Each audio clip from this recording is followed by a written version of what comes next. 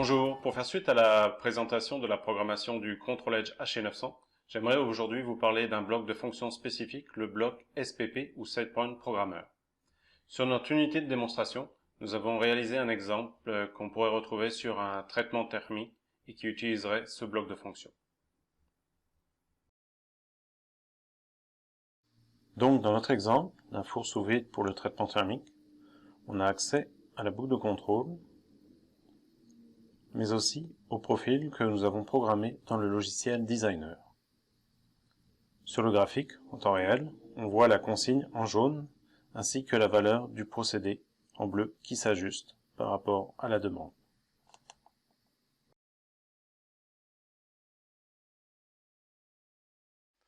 On va regarder plus en détail ce bloc de fonction dans le logiciel de programmation HC Designer. Voici donc un exemple d'une boucle de régulation dans laquelle on retrouve les blocs de fonction dont on avait parlé dans la capsule précédente, à savoir le bloc d'entrée analogique, le bloc PID et le bloc de sortie analogique. On peut simplement ajouter le bloc SPP Programmer qui permet la programmation des points de consigne. Il est la plupart du temps associé à un autre bloc, le bloc Event Decoder ou SPE pour SetPoint Programming Event, qui permet d'avoir 16 sorties digitales qui vont s'actionner à partir d'un événement sur un segment. Donc on relie l'entrée du bloc SPP à l'entrée analogique. Vous pouvez remarquer en passant que vous avez aussi jusqu'à 3 variables d'entrée disponibles, PV1, PV2 et PV3, pour garantir la valeur de la consigne. L'autre point important est que la consigne générée par le programmateur de points de consigne est directement connectée au point de consigne à distance ou Remote Set Point du bloc PID. Généralement, les sorties d'événements sont associées à des sorties digitales physiques ou encore à des tags utilisables dans le reste de la configuration.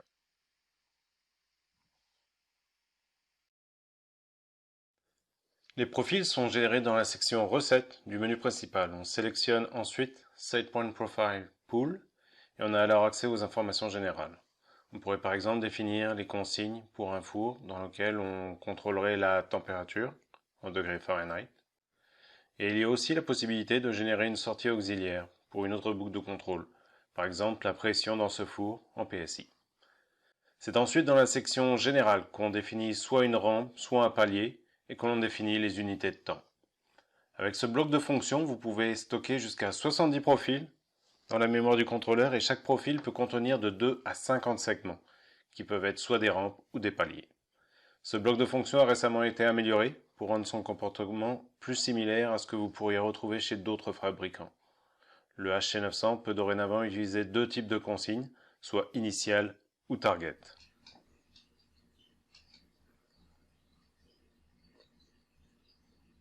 Pour vous expliquer ces différents comportements initial ou target, j'ai un graphique qui va vous permettre de mieux comprendre. En choisissant initial, le profil va faire une rampe vers la prochaine consigne à partir de la valeur actuelle. Par exemple, si on demande une rampe à 80 degrés C en 18 secondes, puis une rampe à 120 degrés C en 30 secondes, et que l'on atteint les 80 degrés C en moins de 18 secondes, le profil va continuer à augmenter jusqu'à ce qu'il atteigne la valeur du deuxième segment à 120 degrés. Une fois cette valeur de 120 degrés atteinte, il va faire un palier pendant 12 secondes.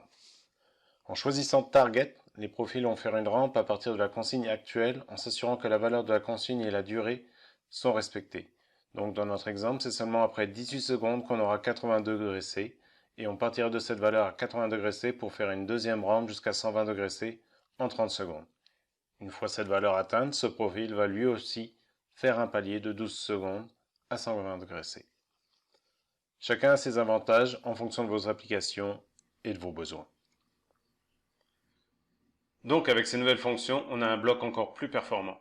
Le logiciel Designer vient avec de nombreux blocs qui vous permettent de réaliser facilement des fonctions parfois complexes à mettre en place sur d'autres plateformes.